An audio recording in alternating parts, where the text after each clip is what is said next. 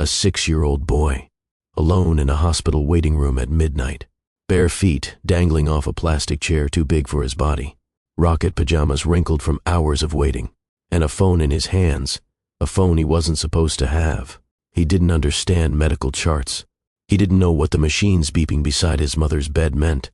He didn't know why the nurses whispered when they thought he wasn't listening, or why his mother's skin looked like paper, or why her breathing sounded like something breaking underwater. But he understood one thing. His mama was sick, really sick, and they were alone.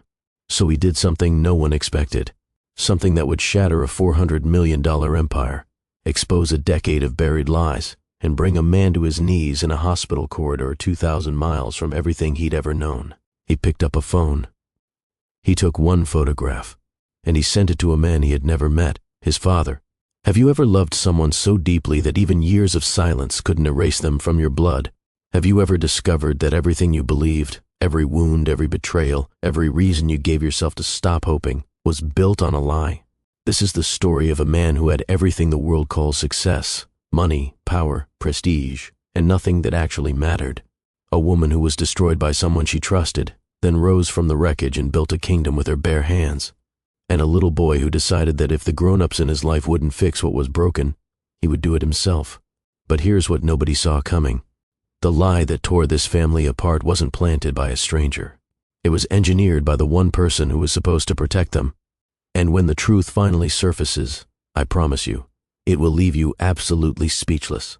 Welcome back to Infinite Love Tales by Mr. White, your home for stories that touch the heart and transform the soul. Before we begin, I want to speak something over every person watching this right now. Heavenly Father, we pause and place our hearts before you. Surround this family with your mercy, your peace, and your protection. Bless every home watching with calm nights and hopeful mornings. Replace worry with health. Replace fear with peace. Let love guide every step. And Lord, I lift every woman listening into your light. Cover them with dignity and unbreakable strength, because they carry families, emotions, and silent sacrifices the world never sees. Reward them with respect, with inner peace, and with lives filled with purpose. Let no woman here ever feel forgotten, because their value is priceless and their presence is a blessing to this entire world. These words come from the heart. I write with sincerity, with prayer, and with love for you. Stay with me. Feel this moment. Walk this journey with me, because this family is built on respect, care, and truth.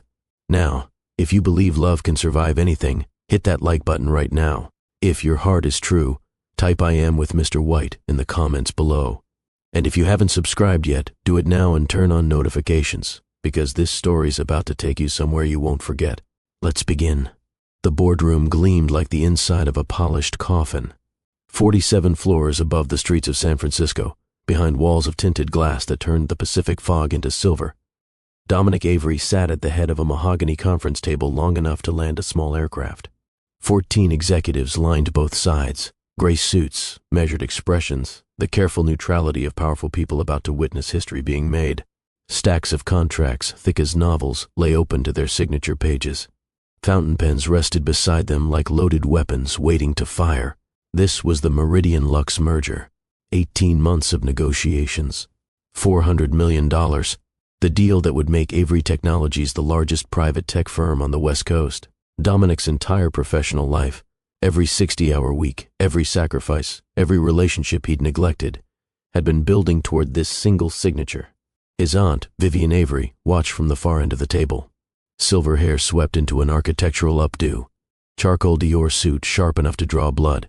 An expression of perfect, controlled triumph carved into her face like marble.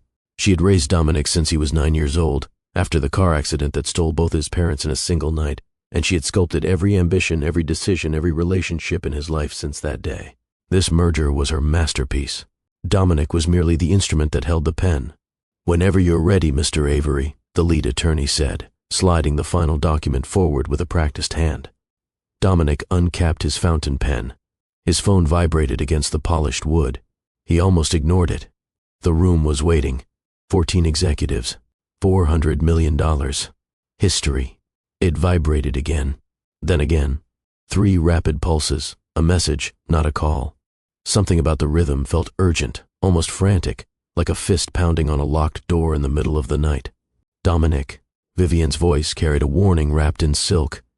"The room is waiting." He set the pen down, picked up the phone. Unknown number. One image attachment. No text. The photograph loaded slowly, pixel by agonizing pixel, emerging from digital darkness like a ghost surfacing through black water. A woman's face filled the screen. Hospital bed. Thin blue gown. Eyes closed. Lashes dark against skin that looked paper white under fluorescent tubes. An oxygen mask fogged with shallow, struggling breaths. Hair, thick, black, once luminous, fanned across a sterile white pillow like something beautiful that had been discarded. Dominic's hand began to tremble. He knew that faced the way sailors know the North Star, not because they chose it, but because it was the fixed, immovable point around which everything else in their world revolved. 7 years. 7 years since he'd last seen Layla Monroe, and the sight of her, sick, thin, alone in a hospital somewhere he couldn't identify, buckled something fundamental inside his chest. Dominic? The attorney leaned forward, concern creasing his brow. "Is everything all right?" The room blurred. Voices became static. The contracts, the executives, the $400 million, all of it collapsed into dust beside the image of a woman he had spent 7 years trying to erase from his bloodstream and failed. He stood up. "I can't do this." Silence detonated through the boardroom like a grenade. "I'm sorry." His voice sounded foreign to his own ears, cracked at its edges, raw. "I have to go. Dominic Avery, you sit down this instant." Vivian was on her feet, and for the first time in decades, maybe in his entire life, her composure fractured. Her voice shook with something beyond anger, something that sounded almost like fear. "Do you have any idea what you're throwing away?" He was already at the door, already gone. "Everything," he said, without turning around. "And I don't care." He heard chairs scraping, voices erupting, Vivian's heels striking the marble floor behind him like gunfire. But the elevator doors closed before she reached him, and Dominic Avery stood alone in the descending silence, staring at the photograph of the only woman he had ever truly loved, lying in a hospital bed somewhere in the world, and he didn't even know where. The private jet cut through darkness like a blade through silk. Dominic sat in the leather cabin, still wearing his merger day suit, midnight navy Italian wool, now wrinkled beyond salvation. His tie hung loose around his neck like a noose he'd barely escaped. His eyes hadn't left the phone screen since takeoff. Savannah. His security team had traced the unknown number in 40 minutes. A prepaid phone purchased at a convenience store on Abercorn Street. Savannah, Georgia. The metadata embedded in the photograph pointed to Candler Hospital. She'd been in Savannah all this time. Less than 5 hours by air. And he'd believed, he'd been told, he'd been convinced, that she'd vanished from the face of the earth. His phone erupted with notifications. The aborted merger was already bleeding across headlines. Avery CEO abandons landmark deal. Sources cite personal emergency. Stock forums hemorrhaged speculation. His inbox overflowed with fury from investors, board members, corporate attorneys. The world he'd built was crumbling in real time. Vivian had called 19 times. He'd answered none. Instead, Dominic closed his eyes and let the memories surface, the ones he'd spent 7 years holding underwater, drowning every time they tried to breathe. Layla laughing with flour dusting the tip of her nose in their tiny apartment kitchen. Layla reading aloud to him on rain-soaked Sunday mornings, her voice turning ordinary words into music that made his chest ache. Layla looking at him across a crowded room, just looking, like he was the only solid thing in a world that wouldn't stop spinning. Then, gone. A note on their dining table. 3 sentences that had severed his life in half. "I'm sorry. Your aunt showed me who you really are. Please don't find me." He'd searched. God, he'd torn himself apart searching. Hired the best investigators money could buy. Spent hundreds of thousands of dollars. Nothing. Every trail went cold. Every lead dissolved into silence. And then Vivian had presented the evidence. Court filings, bank withdrawal records, a restraining order Layla had allegedly filed against him in secret, documentation, thick, official, notarized, that painted her as a con artist who'd been systematically draining his accounts for months before disappearing with the money. He'd wanted to disbelieve it. Every cell in his body had screamed that it was wrong. But the paperwork was there, legitimate-looking seals, signatures, routing numbers, and Layla was gone, and the silence where her voice used to be felt like confirmation of every terrible thing written in those documents. Except he had known her. Known her the way you know your own heartbeat, not because you think about it, but because it's the thing that keeps you alive. And every year since she'd vanished, something deep inside him had whispered the same 4 words into the darkness. This is all wrong. The jet touched down in Savannah at 2:14 in the morning. The air outside hit him like a warm, wet wall, thick with humidity and the sweet, heavy scent of magnolias. Spanish moss hung from ancient oaks like the ghosts of old stories. Dominic climbed into the waiting car, gave the driver the hospital address, and pressed his forehead against the cool window as the city's cobblestone streets slid past like pages in a book he'd forgotten how to read. Candler Hospital was quieter than silence at that hour. Just the hum of machines and the soft squeak of nurses' shoes on linoleum. Dominic walked through the entrance in his ruined suit, drawing stares from the night shift's staff. He found her floor, found her corridor, found her room 312.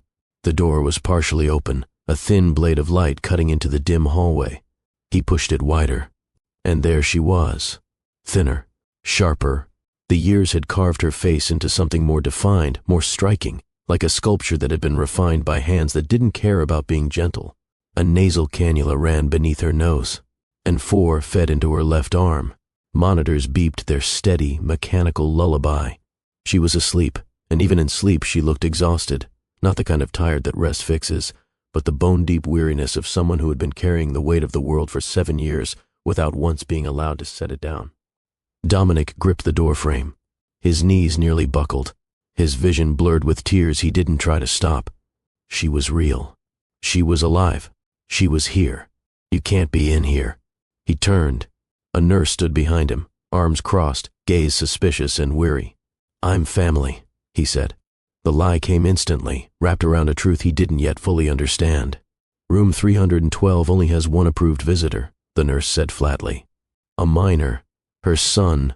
The word landed like a meteor strike, silent, devastating, reshaping everything it touched. Dominic opened his mouth, but before sound could escape, a voice came from behind the nurse, small, fierce, and steady as a drumbeat. It's okay. I sent him the picture. A boy stepped out from the shadow of the corridor. 6 years old, maybe 7. Small for his age, swimming in an oversized hoodie and pajama pants printed with rockets. His skin was warm brown. His jaw was set with a stubbornness that looked carved from stone. His hair was a crown of tight, dark curls. But his eyes, pale gray. Striking, unmistakable, impossible to deny pale gray against dark skin. Eyes that Dominic saw in the mirror every single morning of his life. The boy studied him with an intensity no child should possess. Then he spoke, calm, certain, like he'd been rehearsing this moment. You're him. You're the man in Mama's locket. The boy's name was Idris. And before the nurse could intervene, before Dominic could find language for the earthquake inside his chest, a voice erupted from room 312, rough with illness but blazing with a fury that could have melted steel. Get him out! Layla was awake, sitting up despite the monitors screaming in protest, her eyes locked on Dominic with 7 years of rage compressed into a single devastating stare. Layla. Security. Someone call security now. Mama, stop! Idris stepped forward, small fists clenched. I called him. I sent the picture. He's my dad. I can tell. The word dad detonated in the sterile silence. He is not. Layla started, but the lie crumbled on her tongue because her son was standing there with those eyes, those undeniable, unmistakable, pale gray eyes, and everyone in that corridor could see the truth written across his face like a headline. Is he mine? Dominic's voice came out barely louder than a breath. Layla, is he my son? For 1 second, one fractured, terrible second, something broke through Layla's armor, something that looked like grief and longing and a pain so deep it had no bottom. Then her expression sealed shut like a vault door. You gave up that right 7 years ago, she said, her voice shaking, when you chose your world over us. Now get out before I have you arrested. I never chose. Liar. The heart monitor screamed faster. I saw the photographs. Your aunt told me everything. What photographs? Layla, what are you talking about? A security guard appeared, gripped Dominic's arm. Let's go, sir. Please. Dominic's voice cracked wide open. Just tell me.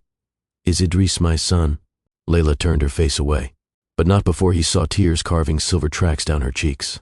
Nurse, If this man comes near my room again, call the police. The security guard pulled Dominic into the hallway, and there, sitting on a plastic chair at the end of the corridor, feet not touching the floor, rocket pajamas wrinkled and eyes too old for his face. Idris watched everything. Those gray eyes. Dominic's eyes, filled with a confusion and a hope that no 6-year-old child should ever have to carry. "I'm not leaving," Dominic said. Not to the guard, not to the nurse, to the boy, to his son. "I'm not leaving Savannah." Idris nodded, slowly, solemnly, like he'd expected nothing less. Morning hit like a verdict. Dominic sat in a hotel room 3 blocks from the hospital, his merger suit crumpled on the floor, phone plugged in and exploding with notifications he refused to read. The wedding of his professional life had been abandoned at the altar, and the whole world was watching him burn. His phone rang. Vivian's name. He answered on the 4th attempt. "Where are you?" Ice wrapped in razor wire. "Savannah. I found her." Silence. Then, carefully, "Found who?" "You know exactly who, Aunt Viv. And there's a boy. A little boy who looks exactly like me." A longer silence. Something shifted in Vivian's breathing, barely perceptible, but Dominic heard it. Fear. "That woman is manipulating you again. Come home. The board is meeting in. Let them meet. If you don't come back, they'll remove you. Then let them remove me." He hung up, blocked her number, and sat in the stillness of that hotel room, his hands shaking, because he'd never defied her before. Not once in 28 years. It felt like stepping off a cliff and discovering he could fly. 2 hours later, he stood outside Candler Hospital, unable to go inside. Layla had made that savagely clear, but unwilling to leave. A black sedan pulled up. Layla emerged from the passenger side, and Dominic's breath caught like a hook in his throat. She wasn't in a hospital gown anymore. Navy blue dress that fit her like armor. Hair pulled back in an elegant twist. She moved with a confidence that made her seem 6 inches taller than she was, commanding, polished, powerful. She saw him. The warmth drained from her face like water from a cracked vessel. "What are you doing here?" "I needed to see you. I told you to leave." "I can't." "There's nothing between us, Dominic. You're a stranger wearing a familiar face." The words hit like bullets fired at close range. Dominic stepped closer. Layla didn't retreat, just stared at him with those cold, magnificent eyes.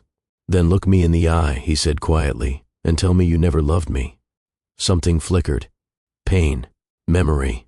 The ghost of a kiss on a rainy Sunday morning. Then, gone. Locked away. "I loved who I thought you were. Turns out that person never existed." She turned toward the sedan. "I have a business to run. Unlike some people, I can't afford to spend my mornings stalking exes." "What business? Why do you care?" "Because I want to know everything I missed." Layla paused. Something shifted in her posture. Pride, defiance, the quiet ferocity of a woman who'd clawed her way up from nothing. "I own Monroe and Grace, best bakery in Savannah. I built it from nothing. No stolen money, no handouts, just flour, sweat, and years of refusing to quit." She met his eyes. "Everything your aunt accused me of? I never took a cent. I never needed to." The sedan door closed. The car pulled away. Dominic stood on the sidewalk in the Savannah morning heat, watching his entire heart disappear down a tree-lined street. His phone buzzed. Unknown number. Same number that had sent the hospital photograph. "Meet me at Forsyth Park. The big fountain. Come alone." A 6-year-old was orchestrating covert meetings. Dominic should have been concerned. Instead, he felt something he hadn't felt in 7 years. Pride. His son was brilliant. Forsyth Park was drenched in golden light. Tourists wandered beneath canopies of live oaks. Children chased each other around the famous white fountain. And there, sitting on a bench with his backpack at his feet, school uniform slightly rumpled, looking impossibly small and impossibly serious, sat Idris. Dominic approached slowly. "Hi." Those gray eyes studied him, careful, searching. "You came. You asked me to. Lots of people say things they don't mean." "I meant it." Dominic gestured to the bench. "May I?" Idris nodded. They sat in silence for a moment, 2 strangers connected by blood and separated by everything else. Pigeons pecked at crumbs near their feet. A saxophone played somewhere in the distance. "Are you really my dad?" Idris asked finally. His voice was small but steady. "Yes." "Then why did you leave us?" The question was so simple, so devastating. Like a child picking up a loaded weapon without knowing what it was. Dominic felt something fracture deep in his chest. I didn't leave you, Idris. I didn't know you existed.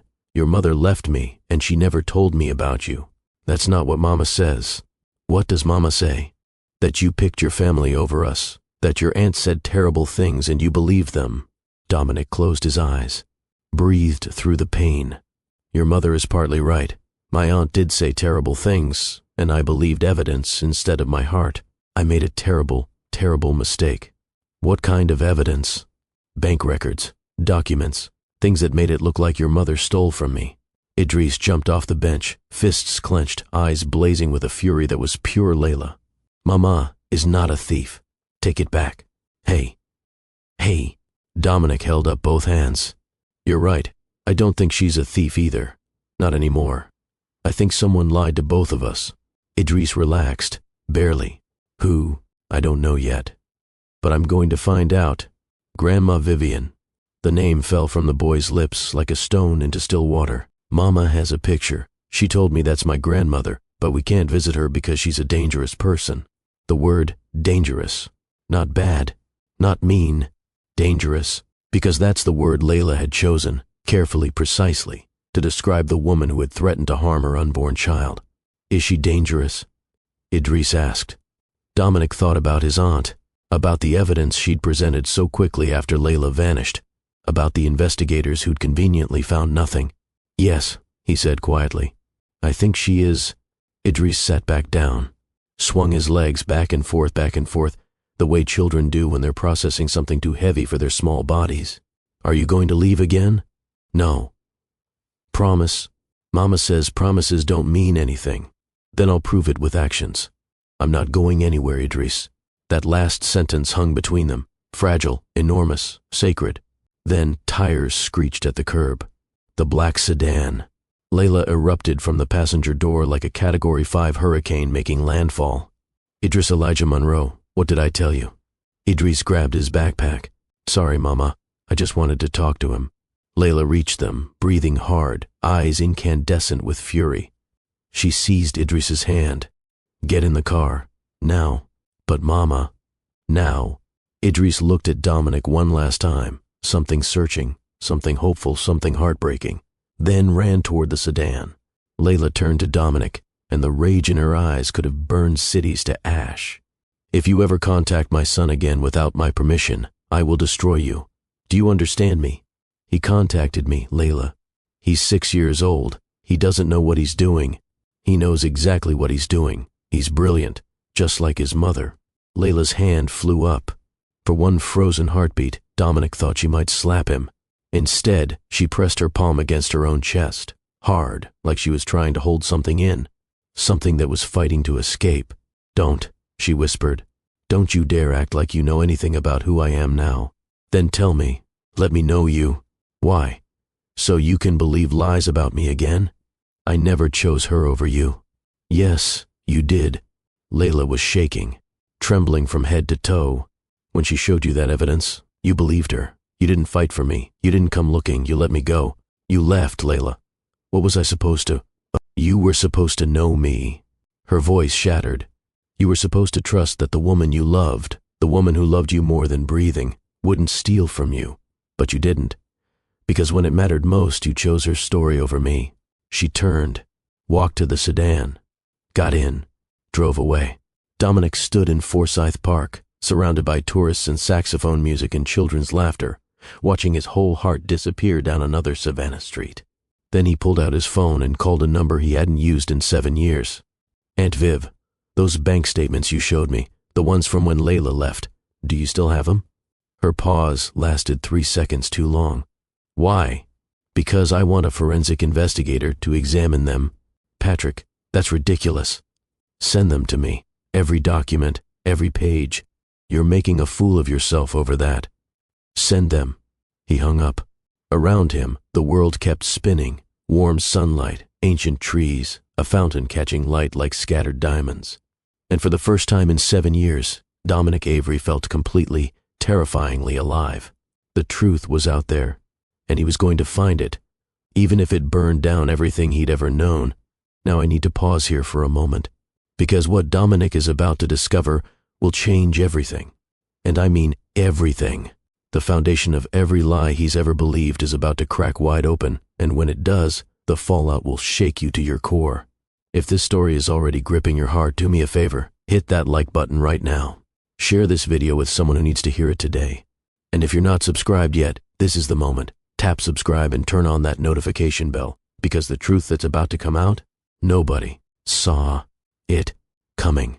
This story is more than romance. It's about a little boy brave enough to fight for his family when the adults around him couldn't. It's about a woman who transformed her pain into power. And it's about a man learning that everything he was told was built on sand.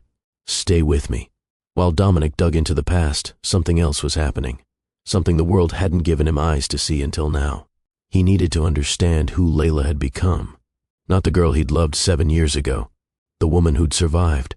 He found himself outside Monroe and Grace on a Tuesday afternoon, the bakery occupying a warm brick corner building on Bull Street. Wide windows, the scent of butter and brown sugar pouring onto the sidewalk. Through the glass he could see Layla behind the counter, hair pulled back, flour-dusted apron, hands moving with practiced grace as she boxed pastries for a line of customers. She was smiling, laughing with someone, radiant in a way that made his chest physically ache. He didn't go in. "You're him." A woman appeared beside him, late 40s, kind eyes set in a face that currently held zero kindness. She wore a Monroe and Grace apron, and the expression of someone who had been waiting 7 years to have this exact conversation. Dominic Avery, Tamara Osei, Layla's business partner, best friend, and the person who held her while she sobbed through labor alone because the father of her child was 2,000 miles away believing lies. The words landed like hammer blows. Dominic didn't flinch. He deserved every one. Tamara sat down at the outdoor table without invitation. You have any idea what it took for her to build this?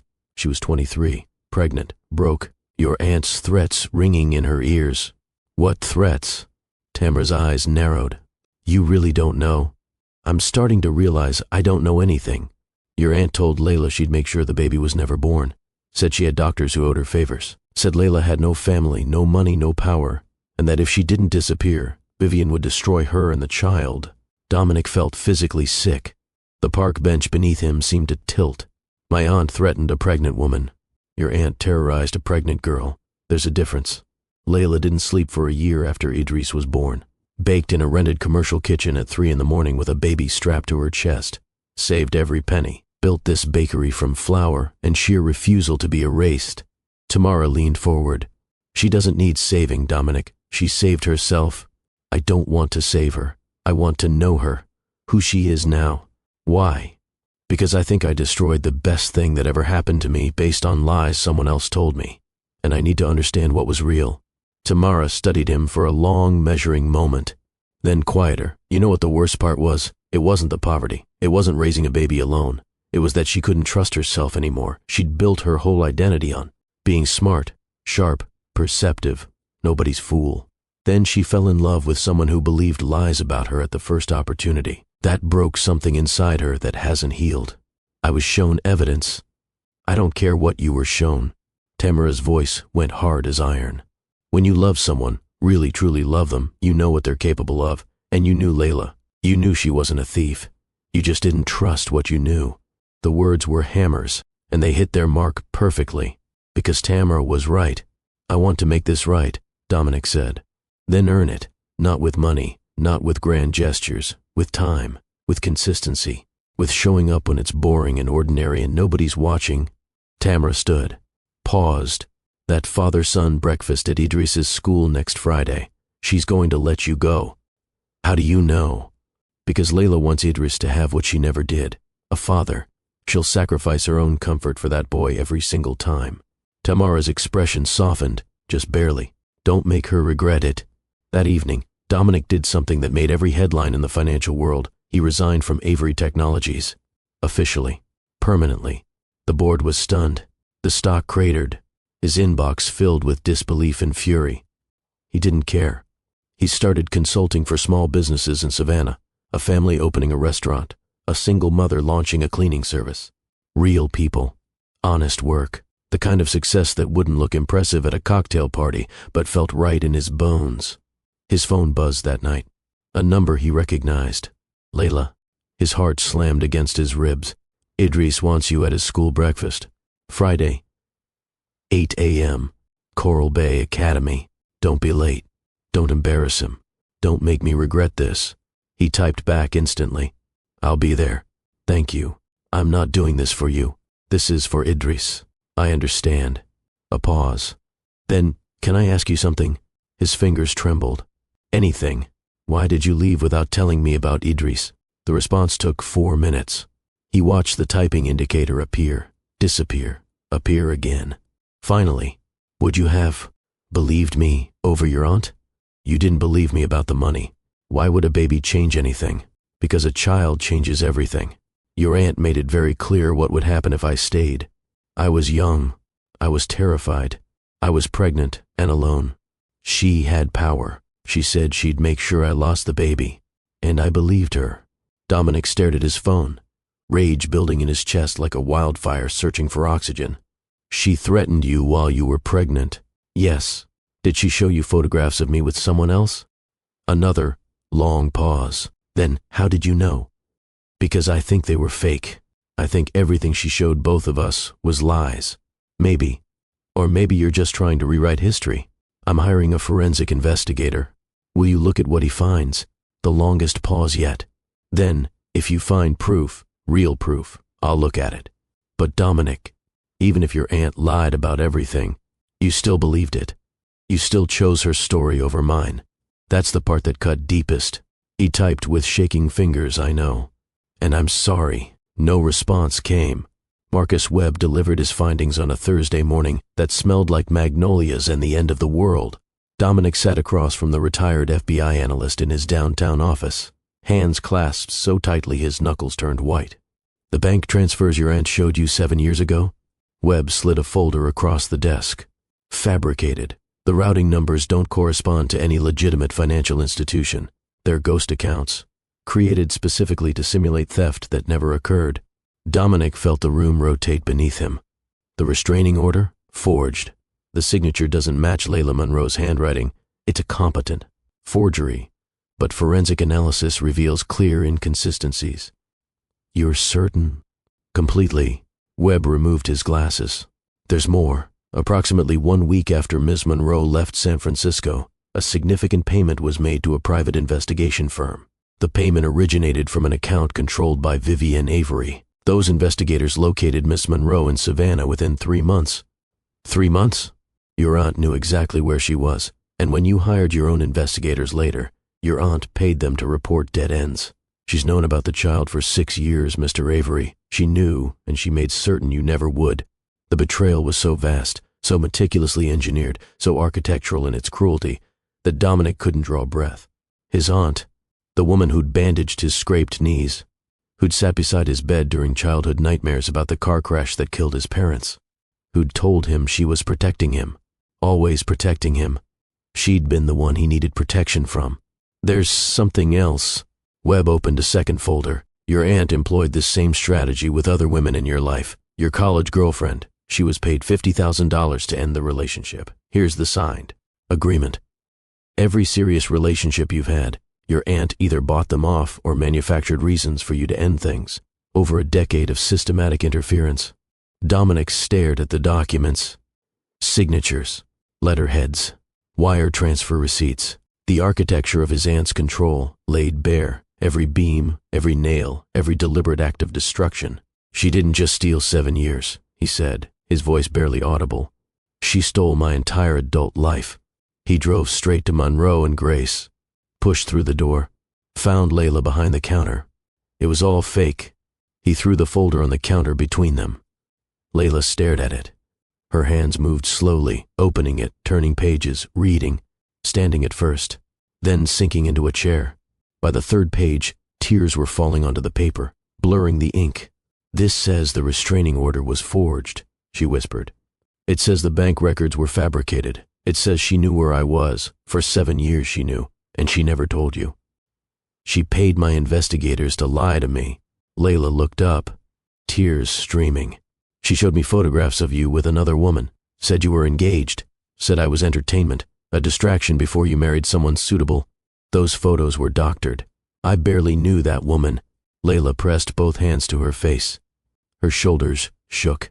When she finally lowered her hands, her expression held something Dominic hadn't seen in 7 years.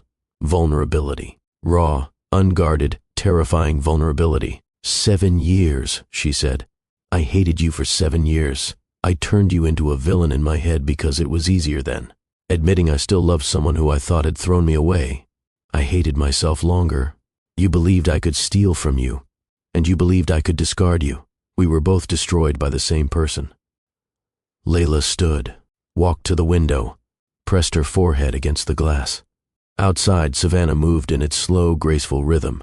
Horse carriages on cobblestones, tourists beneath Spanish moss, a world completely unaware that two people were standing in a bakery trying to reassemble the shattered fragments of their lives.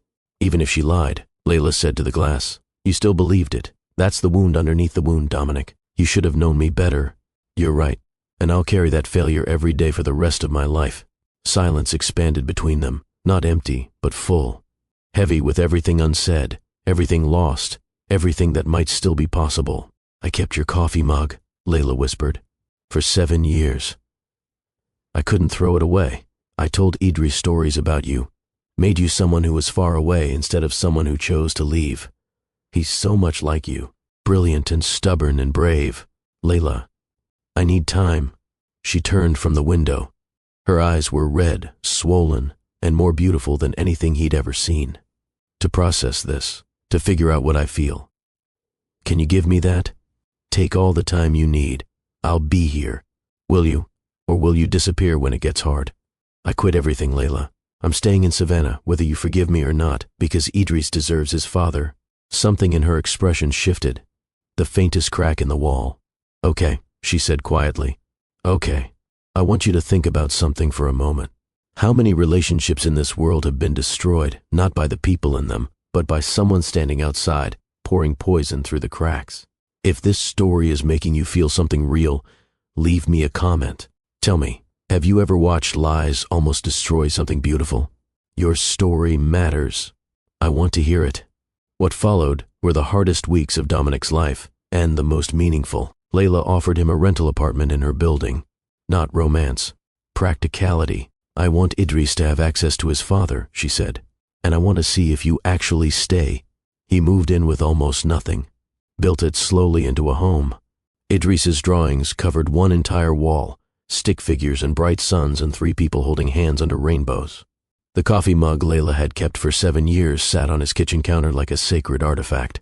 He showed up every single day, every T-ball game, wearing forest green because Idris demanded it, every school event, every homework session.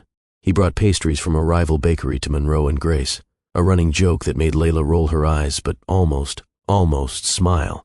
He cooked dinner for Idris, badly at first, then passably, with his son standing on a step stool directing him like a tiny, exacting head chef. They started couples therapy with Dr. Okafor, a woman who refused to let either of them hide. She made Dominic examine why he'd been so vulnerable to manipulation, the orphan boy desperate for the only family he had left, willing to sacrifice his own judgment to keep his aunt's approval. She made Layla confront the fortress she'd built around her heart, walls so high and so thick that even love couldn't reach her without bleeding. The sessions were brutal, necessary, like setting broken bones so they could finally heal straight. And slowly, achingly, beautifully slowly, something shifted. Layla started saving him a seat at school functions, started texting small updates about Idris's day, started looking at him, just for moments, brief and unguarded, without that terrible wall in her eyes. One evening, Idris drew a picture at school. The assignment was my family. 3 people, a tall man, a woman with flour in her hair, and a small boy between them, under a sun with a smiley face. The teacher had asked who the tall one was. Idris had answered, "That's my dad. He came back." Layla told Dominic that night, standing in his doorway, tears tracking silently down her cheeks. "I'm tired," she whispered. "I'm so tired of being strong alone." "Then stop," he said. "Let me carry some of it. What if you drop it? Then I'll pick it back up. Every single time."